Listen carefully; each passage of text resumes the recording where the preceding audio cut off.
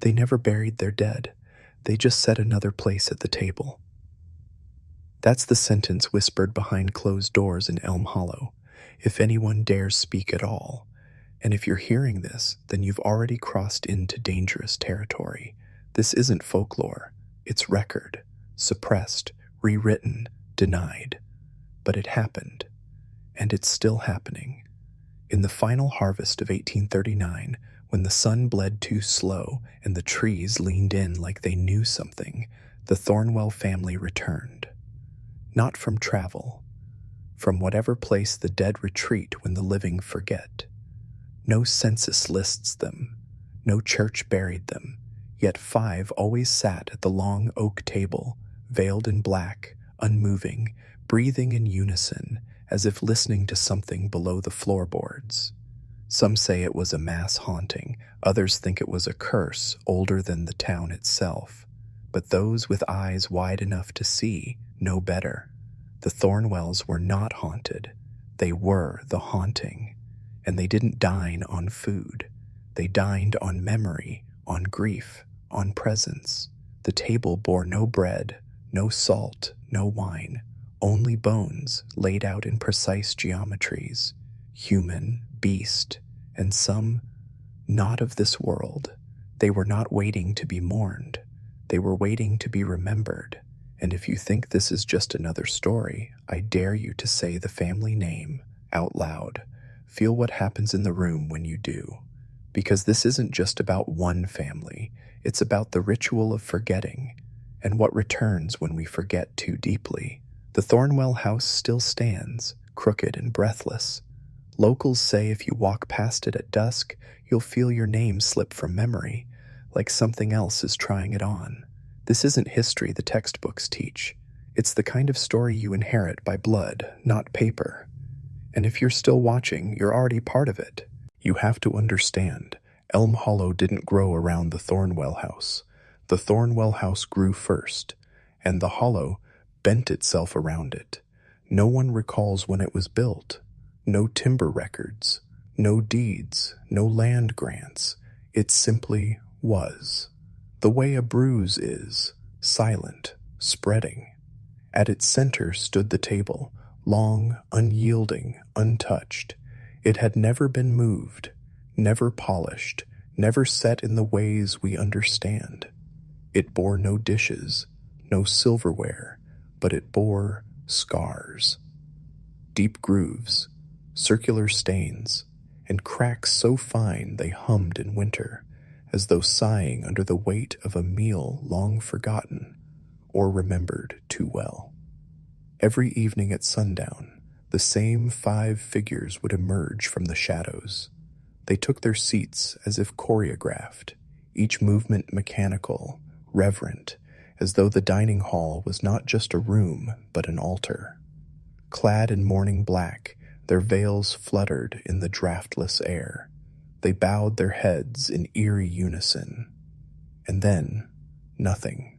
No speech, no cutlery, just the kind of silence that sinks into your lungs, heavy, metallic, like blood cooling beside an empty crib.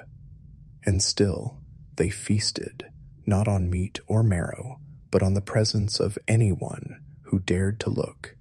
Those who lingered too long at the threshold reported a strange phenomenon. They would lose days, names would slip from their mind, faces would blur. One man, Percal Gray, a bailiff, walked in to demand payment. He left without his voice. For the rest of his life, he could not speak above a whisper. And when he slept, he dreamed of iron spikes, driven through chair legs into the floorboards, anchoring the family to their eternal meal. Prisoners, or willing participants in a ritual no outsider was meant to witness. You might wonder, why didn't anyone intervene? Why not burn the house to ash and salt the ground? Because those who tried disappeared. What fed the Thornwells was not just memory, it was attention, curiosity, the act of wondering. Every time you ask a question about them, they grow stronger. They were called the Thornwells, but no record proves that name belonged to them. Census reports skip their address. Tax ledgers list a blank space. And yet, Every elder in the hollow whispers the same story. They came from the river, on foot, with no luggage, no shoes, and no faces we'd seen before. 5 of them, 2 tall, 3 hunched. One of the women wore a necklace made from baby teeth, not strung, but embedded into her skin, as if the flesh had grown around them. The children at the mill used to dare each other to follow her home. One boy, Owen Delridge, never returned. His older brother found only a shoe and a cluster of yellowed teeth pressed into a tree trunk, like something had bitten through the bark. Their dialect was strange, not foreign, but older. Words twisted at the ends, letters dropped. When they prayed, if it could be called praying, their voices moved in unison, but not in harmony. It sounded like something mimicking speech, a nest of throats trying to remember how language felt. And the animals? They wouldn't go near the property. Birds flew around it. Dogs howled and backed away, tails between their legs. The woods behind the estate, dense and crawling with ivy, seemed to tilt away from the structure, as if the trees themselves had once leaned too close, and regretted it. One schoolteacher, new to the area, dared to approach them. Her name was Miss Rena Hardwick, a spinster with sharp wit and no patience for superstition. She brought them bread, left it at the gate. The next morning, her schoolhouse smelled of copper and mildew.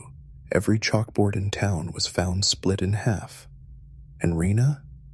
She walked into the river fully clothed, humming a tune no one recognized. The last thing she said before submerging was, "He asked for more." The thing about the Thornwells, what truly unsettled the town, wasn't just what they did. It was what I undid. Crops withered in straight lines pointing toward their home. Church pews cracked in the shape of their chairs. Infants refused to cry within earshot of the gate, as if some ancient instinct warned them to be silent. No one ever saw them eat, but something was always missing. A child's toy, a wedding ring, a family dog. The Thornwell estate wasn't just a house, it was a boundary, a decaying Georgian structure with shutters that never opened and a second-floor window that flickered with candlelight, even during storms. Locals said the architecture itself was wrong. Angles too sharp, doors that didn't match the frames, a staircase that turned counterclockwise for 13 steps, then reversed. They didn't build it. That much was clear. It had been there. Even old maps, those drawn by surveyors before statehood, marked the spot with a crude, inked symbol, never a name, just a circle, and the words, "Hewn by others." Children weren't allowed near it, but every generation one would wander too close. A girl named Elsie Maddox came home without her tongue, though no wound could be found. She never spoke again, but scribbled endlessly in a notebook of symbols no one could decipher. When her mother burned the pages, they bled. The town once sent men to tear it down, 6 with axes and chains. Not a single strike landed. One man fell into seizures at the threshold. Another swore the air inside was thicker, like walking into someone's mouth. They left by dusk, trembling, and one of them, Daniel Price, moved away that same night. Years later, he was found in Alaska, building a replica of the house from memory, claiming it came to him in sleep and screams. Still, they were never accused of crimes, not publicly. People just disappeared. Mail carriers, surveyors, a census taker named Julia Lorne, pregnant at the time, was last seen walking toward the Thornwells gate in 1892. Her horse returned riderless, reins soaked in something thicker than rain. In church, their names were never spoken, but during harsh winters, a loaf of bread or sack of coal would mysteriously appear on their porch, as if the town feared what would happen if they starved. Some believe they were never meant to be of the town, that they were guardians, or worse, vessels, for something that slept beneath the soil long before settlers arrived. The ground near the estate was softer, spongy, like something breathed below it. Even now, those who've tried to document their story end up lost in the telling. Notes go missing, tapes erase themselves. The deeper you go, the more the truth unravels, not from lack of evidence, but from a force that erases certainty itself. The town records never listed a birth certificate for Maribel Thornwell. No midwife, no baptism, no school registration. But people remembered her. The girl with the raven black hair and mismatched eyes, one pale blue, the other clouded like dead milk. She'd appear in photos she was never present for, peering from windows, standing behind groups, always barefoot, always staring. Old women would swear she whistled in reverse, a tune no one recognized, but it made their teeth ache. One boy claimed she called him from the woods, promising to show him where the dead still eat. He returned home changed, silent for weeks. When he finally spoke again, he spoke in her voice. Maribel aged without growing. She was always a child, even in stories told decades apart.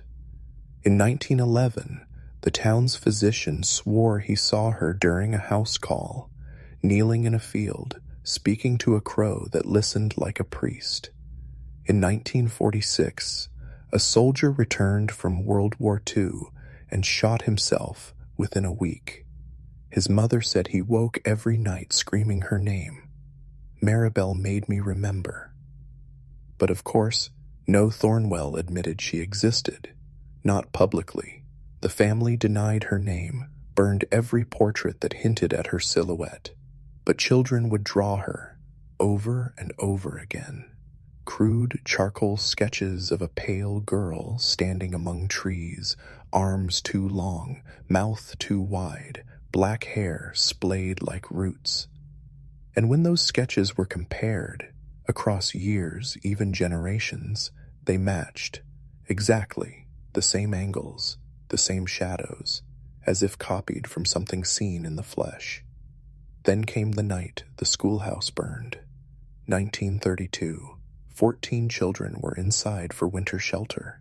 The fire started without warning, flames swallowing walls faster than wood should burn. Only one child escaped. He was found outside the Thornwell estate, fingers scorched and muttering. She said they'd be quieter now. No chi. Charges were filed. No evidence led anywhere. But after that, Maribel stopped appearing in photographs. The woods around the Thornwell home grew denser, thicker, as if protecting something. And in the silence that followed, people simply forgot. But not entirely, because sometimes, when fog rolls in and the woods hush even the crickets, someone will still hear her whistling, that backward, rotting tune. You have to understand, the Thornwell home wasn't just big, it was wrong. Architecture bent in ways the eye couldn't follow, doors that opened to brick walls, staircases that ended halfway up, windows facing nothing but pitch-black void, even in daylight. The builders were never named. The blueprints? Gone. The structure seemed to grow on its own. Inside, time was unreliable. Workers sent to repair the roof would come back gray-haired, claiming they'd been up there for a week, though only hours had passed outside. One maid stepped into a linen closet and wasn't seen again for 5 days. When she reappeared, she was barefoot, mute, and her hands were raw, as if she'd been crawling through stone. The library was the worst, a circular room 3 stories high, filled with books no one could read. Not because they were in foreign languages, but because the letters moved. Words that changed when unobserved. One book was entirely blank until held near fire, revealing detailed illustrations of surgical procedures done on wide-eyed children. Another was bound in something that felt unmistakably like human skin, warm to the touch, like it breathed. Guests often spoke of music drifting through the walls, though no phonograph played. One piece in particular, a low, humming waltz that seemed to echo just outside the edge of hearing. People claimed it grew louder if you tried to ignore it. Then there was the room no one could find twice. Described by several as being just beyond the second drawing room, it was filled with mirrors that didn't reflect the viewer, but scenes of other versions of themselves, laughing, bleeding, screaming. Sometimes, the figures would notice they were being watched and smile. Every priest or reverend who stepped foot in the house refused to return. One left muttering Latin backwards until he collapsed on the chapel steps. Another carved crosses into his arms, saying, "The Thornwells invite more than man." And yet, the family remained, generations born inside those walls, never leaving for long. They said the house knew their names, said it remembered who they were before they were born. It wasn't a home, it was a contract. They say the oldest Thornwell boy, Matthew, never blinked once in his first year of life. Nurses came and went, each lasting less than a week.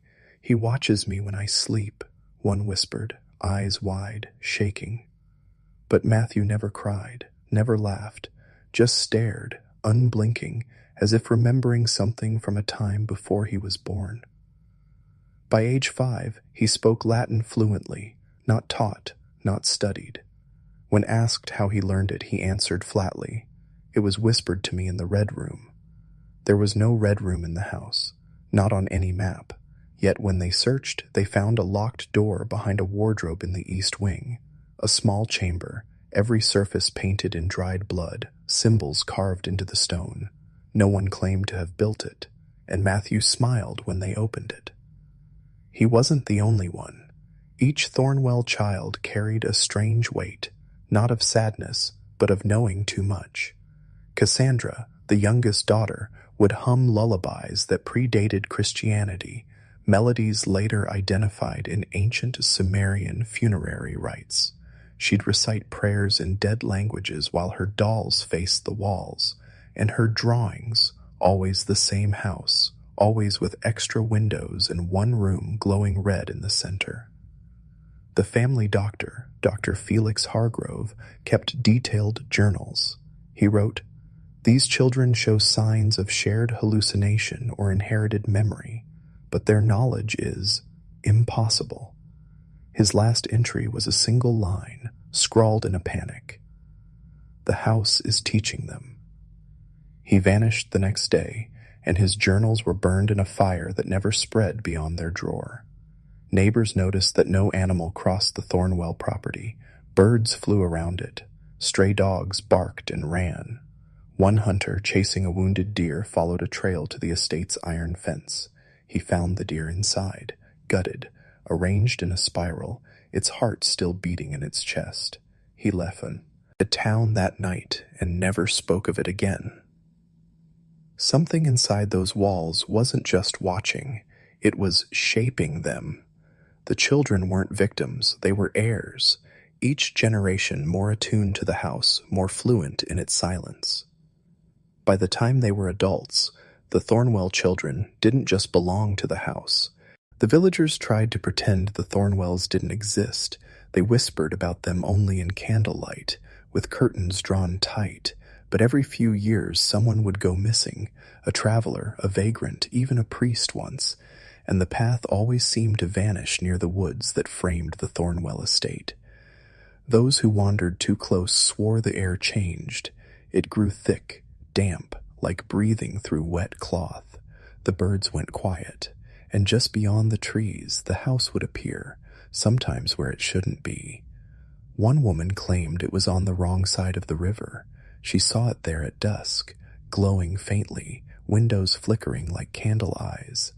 But when she brought her husband back at dawn, there was nothing, only stones, moss, and a rusted weather vane half buried in soil. She was never the same. They said she began singing to her infant in a tongue no one recognized. Her baby stopped responding to anyone else, not even its father. A week later, the child disappeared from its crib. The woman was found days later, barefoot, standing at the edge of the Thornwell fence. When asked why she was there, she smiled and said, "They needed a new voice." Inside the house, new voices meant new blood, but not in the way ordinary people think of sacrifice. The Thornwells didn't kill for pleasure. They invited people in. The house did the rest. It remembered every visitor, their footsteps, their breath, the pattern of their fears, and it replicated them. Echoes, not ghosts, but copies, began appearing in other rooms. One guest, a young theology student, was invited for dinner. She left the next morning pale and silent, refusing to speak for months. Later she confessed, "I sat at a table where none of them blinked. They ate nothing. But I heard chewing behind me all night." There are no records of Thornwell weddings, no graves, no death certificates. It was as if the family existed outside time, anchored only by the house itself, that impossible breathing architecture. The oldest Thornwell, Matthew, was last seen standing in the attic window during a thunderstorm in 1893. Lightning struck the weather vane, and the sky turned a color no one could name. When villagers arrived, the attic was empty, but burned into the wood were 5 Latin words: Quod domus vult, domus accipit. In 1901, the Thornwell estate was purchased, on paper at least, by a reclusive philanthropist named Julian Creel. But no one in the village ever saw him, not once. The lawyer who arranged the deed vanished en route to delivering the keys. His horse was found wandering the edge of the property, reins soaked in blood, eyes wild and unblinking. The keys were still tied to the saddle. The house remained silent for 10 more years. No lights, no sightings, no cries, until a group of spiritualists from Boston, convinced the land was a nexus of energy, arrived uninvited.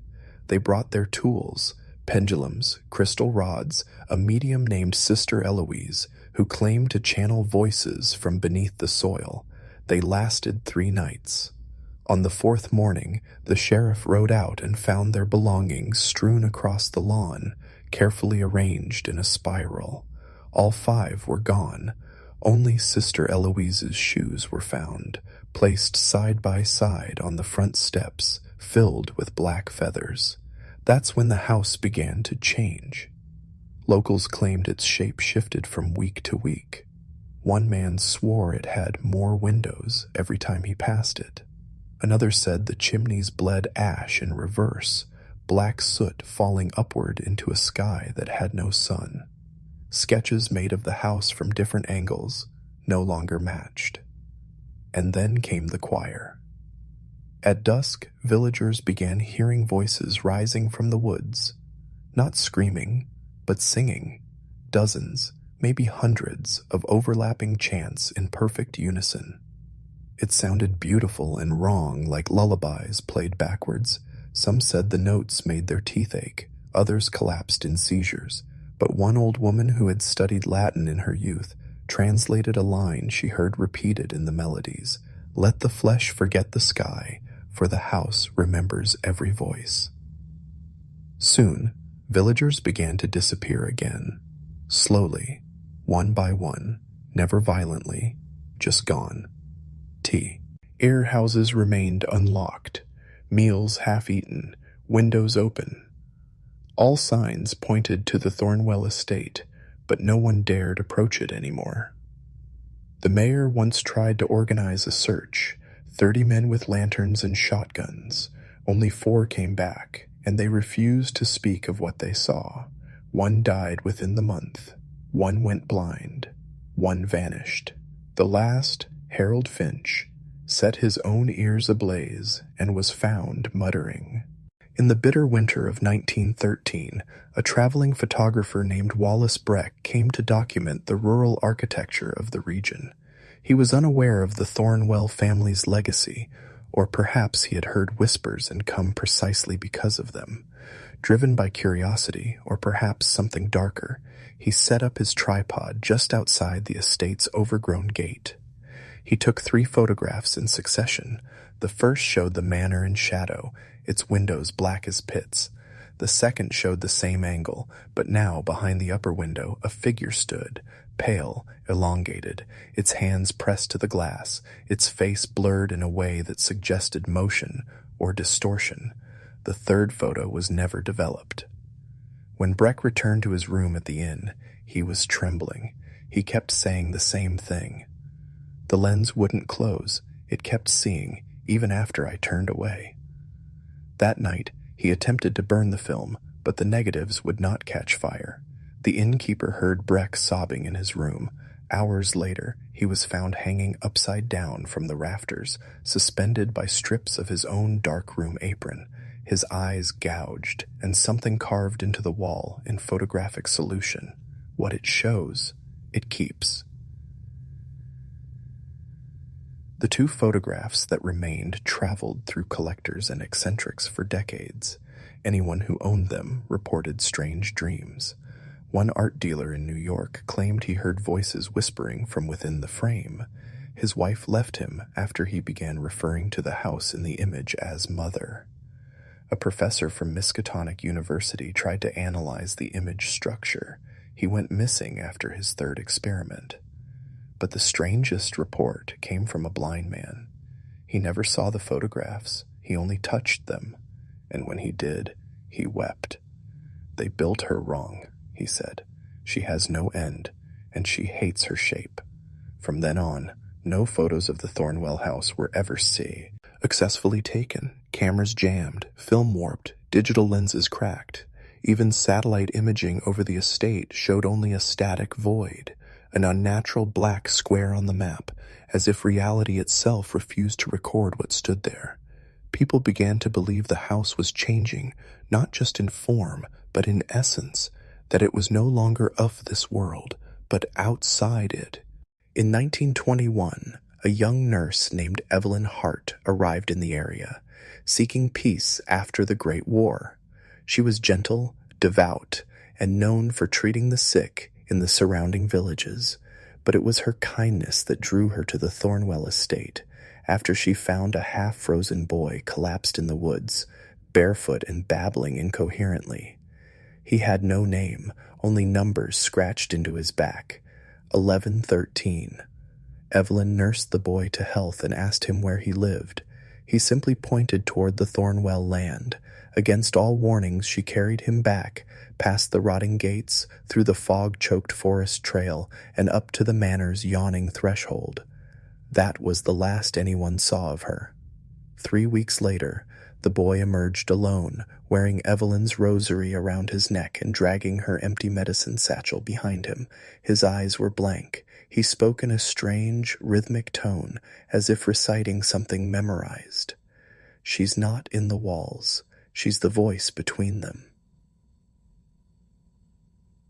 The townspeople locked the boy away in the church cellar for his safety and their own. He never aged. He never slept. He just sat in the dark, drawing circles and symbols in chalk over and over. They say he drew a perfect replica of the Thornwell estate from memory, and that the rooms kept shifting. When a local priest tried to exorcise the child, the walls bled.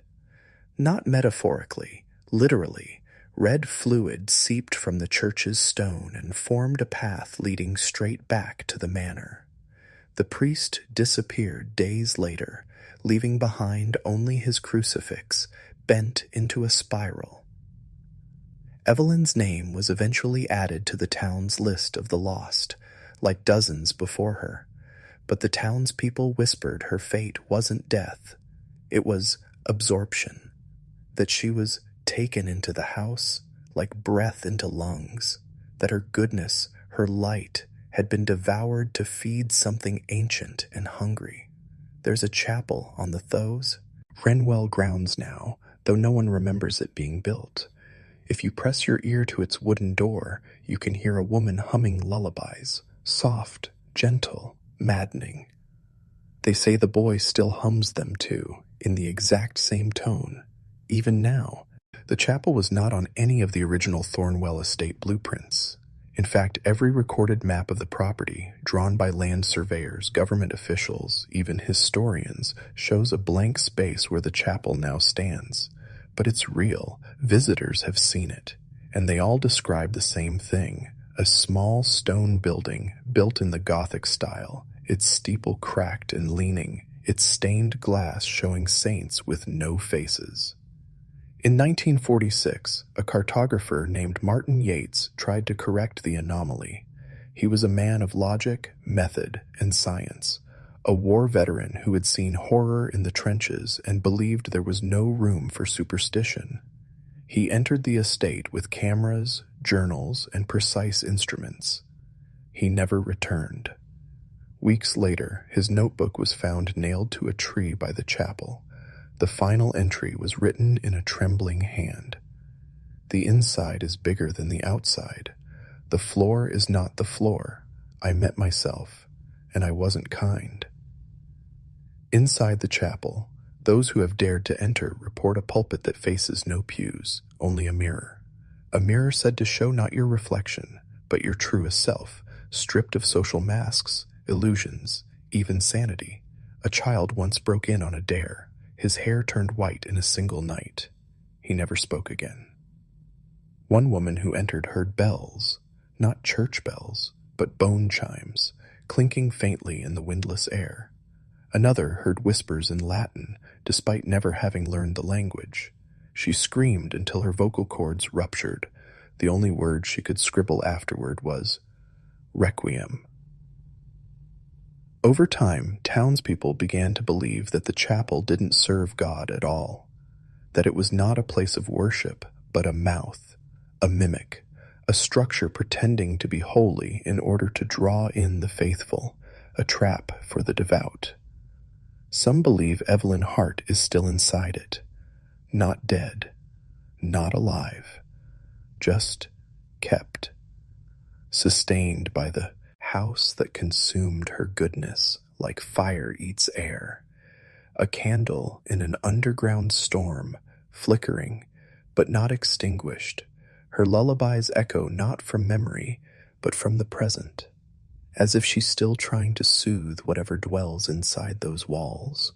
By 1973, the Thornwell family had become a name whispered only in taverns and psychiatric wards. The estate was sealed off, the chapel padlocked, and what little remained of their archives was hidden away by government officials under the pretense of public safety. But some files slipped through the cracks. A social worker named Miriam Coyle, assigned to the county's dwindling rural population, came across one such file in a condemned courthouse. It was thin, water-stained, and unmarked. Inside were transcripts of interviews, hand-drawn symbols, and photographs that blurred at the edges, as if refusing to be known. One photograph was of a child, no older than 5, standing at the Thornwell gates in 1938. But something was wrong. The shadow he cast was twice his height, shaped like a man. Another photo showed a dinner gathering at the estate. 13 people seated around a long oak table, smiling. But in the mirror behind them, only 12 faces reflected back. Miriam didn't sleep for 3 days. She claimed the case file called to her, that at night she'd hear soft tapping from her filing cabinet, and when she finally opened it again, the contents had changed. The photographs were gone. In their place, a single Polaroid, fresh, not aged, showing her asleep in her own bed, the Thornwell chapel looming in the window behind her. But Miriam lived over 80 miles from the estate. She went missing a week later. Police found her car abandoned near the tree line. Her boots were there, but not her coat. In the snow were 2 sets of footprints, hers and a set smaller than a child's, with claw-like indentations in the heel. They ended suddenly, as if pulled upward. The file was never found again. What makes the Thornwell story different from others is not just the horrors, it's the persistence, the way the house, the chapel, the family itself, all refused to stay buried, Eve. Wry time a generation tries to forget them. They return in whispers, in symbols, in dreams. Even now, those who speak the family name often find signs. A key left in their mailbox, an antique invitation slid under the door, or worse, an address they've never seen scrawled in their own handwriting, always the same ending. Thornwell Hall awaits. There's an old recording, grainy, reel-to-reel, unearthed by a university archivist, cataloging forgotten oral histories from Appalachia. No name is attached to it, just a date, October 12th, 1974. A voice, female, aged, speaks in a thick, crumbling drawl. I was there the night the ground opened up beneath the chapel.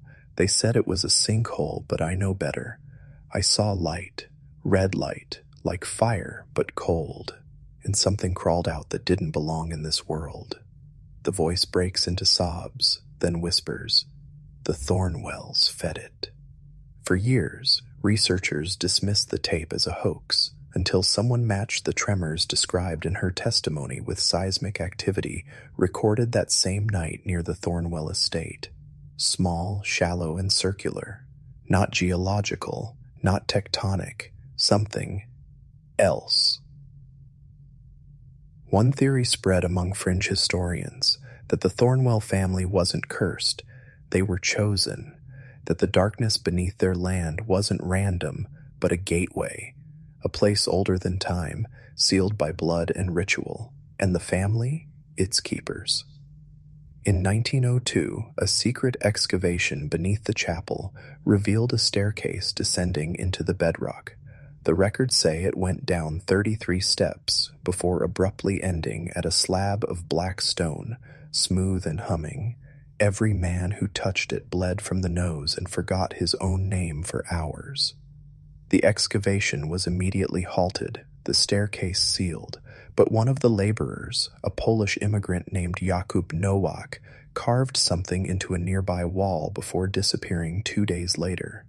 In Latin, it read, "Venit iterum ad convivium." He comes again to the feast.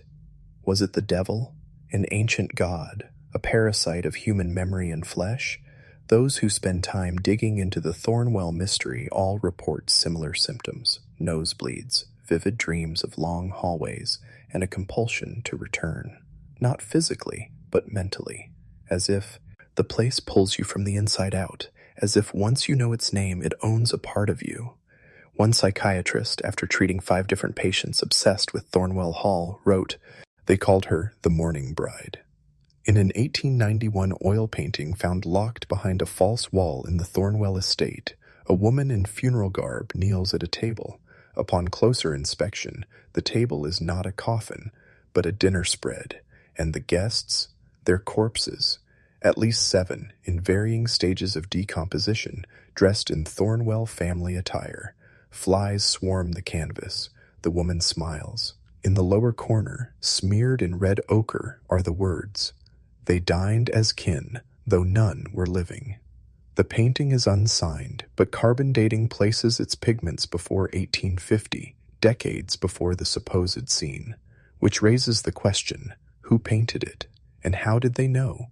Here's the deeper horror. There are dozens of eyewitness accounts from neighboring farms that confirm strange lights in the windows of the Thornwell mansion long after the family was declared extinct. One traveler, a missionary named Paul Brenshaw, described stopping at the estate in 1883 when caught in a thunderstorm. He was invited in by an elderly woman with hollow eyes, given soup, shown a family album. Everything seemed normal, but as he sipped the broth he noticed something. Each photo in the album had been scratched out, the eyes gouged, the mouths sewn shut with ink. He awoke 2 miles away in a barn, drenched, shivering, and barefoot. The soup still on his tongue. The Thornwell estate, boarded up, no signs of life. The doors chained. The iron gates rusted shut. What then had he entered? The most chilling part came years later, when Brenshaw was committed to a sanitarium for speaking in dead languages and scrawling the same line over and over again. The feast is not over. Is this metaphor? Madness? Or something more literal? Something that continues beneath the surface? A ritual unfinished? The theory goes like this. Every 33 years, a new Thornwell is chosen. Born, no, not of blood, but of pact. A vessel trained to host the feast again, to open the table, to welcome the dead.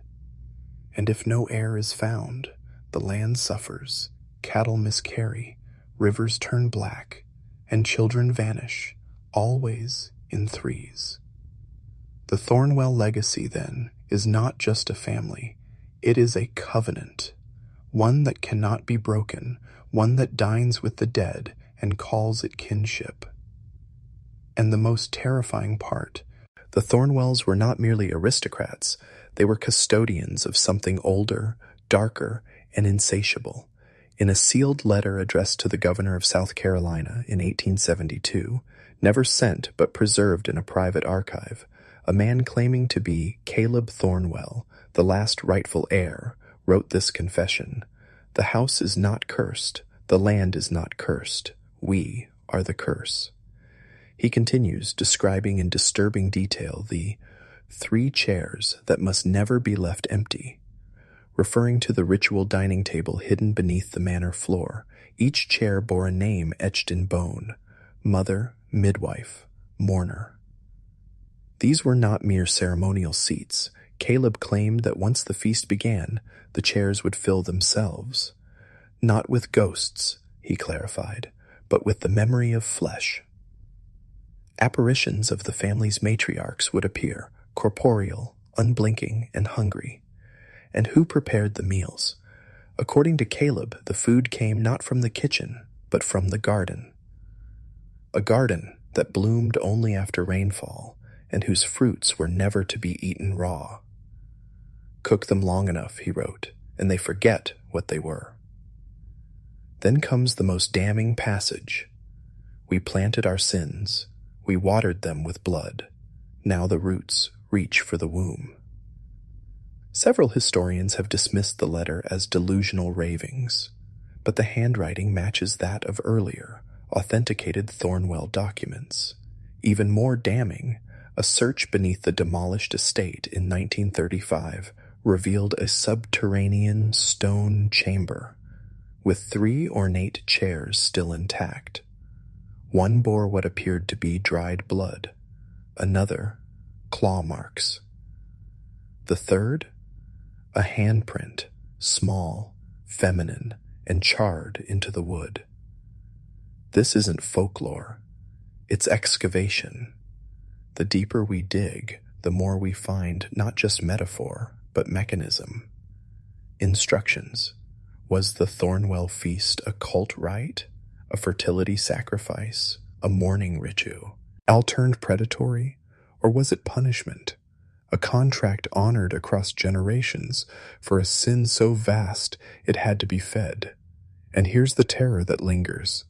What if the ritual was never for power, but containment? What if the Thornwells were not the wielders of darkness, but its jailers?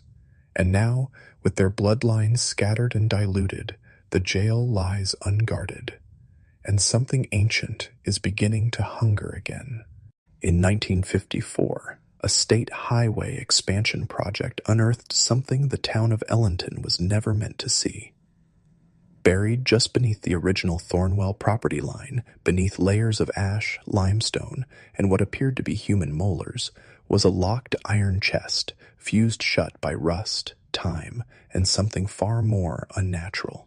The workers who found it joked about treasure. They called the local press, who snapped photos of the ornate carvings, serpents eating their own tails, a woman with a hollow face, and a child with stitched lips.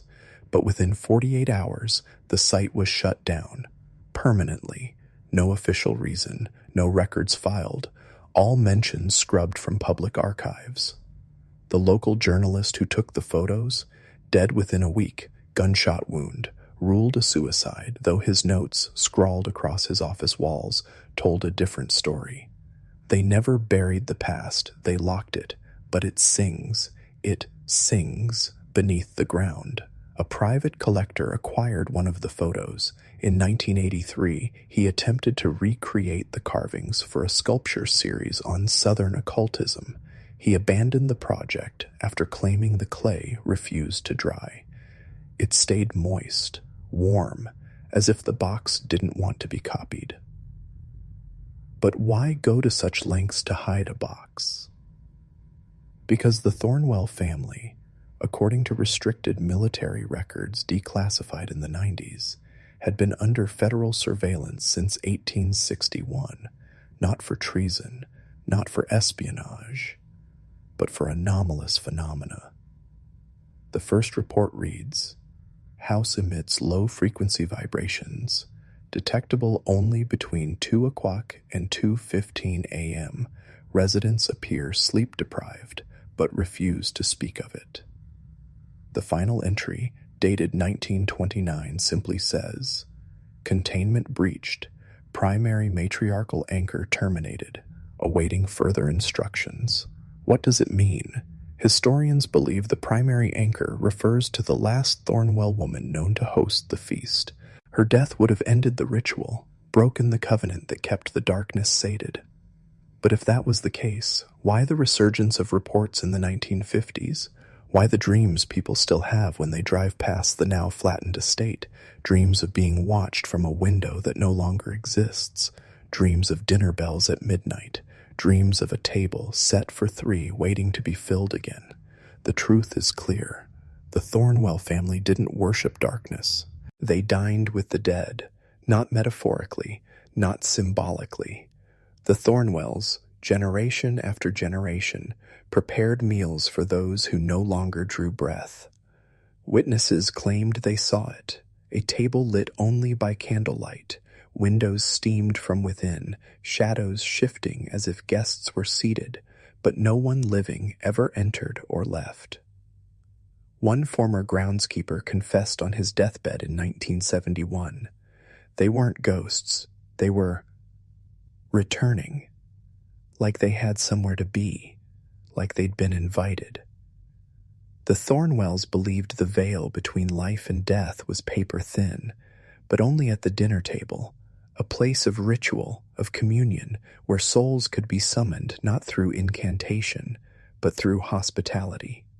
Each course was symbolic, a blood-red consommé for memory, roasted lamb's heart for loyalty, pickled ox tongue for silence, and dessert, always something sweet, always shared, even with those who had no mouths left to taste it. Researchers from Tulane University once tried to explain the phenomenon. They studied the soil composition on the old Thornwell grounds and found something deeply unusual: elevated levels of mercury, silver, and iron, materials often associated with warding spirits, not summoning them. But these weren't placed to keep spirits out. They were boundaries, a table-sized cage, and the Thornwells were its keepers. When the final daughter died childless in 1929, the ritual broke, for a time. But strange events didn't stop. In 1986, a group of teenagers dared each other to break into the collapsed manor. Only one returned, raving about voices, invisible hands pulling him toward an empty table. In 2003, during a televised paranormal investigation, all equipment failed as the crew entered the dining area. One audio recording survived. The only thing captured was a phrase repeated in a voice that matched none of the crew members. "We are still hungry." What does it mean? It means the feast was never about honoring the dead. It was about sustaining something, keeping it calm, keeping it fed. The Thornwells weren't mad. They were hosts, guardians, and when they vanished from history, they didn't take the darkness with them. They left the table set. And somewhere, beneath the ruins, beneath the land, beneath the lies, the dead are still waiting,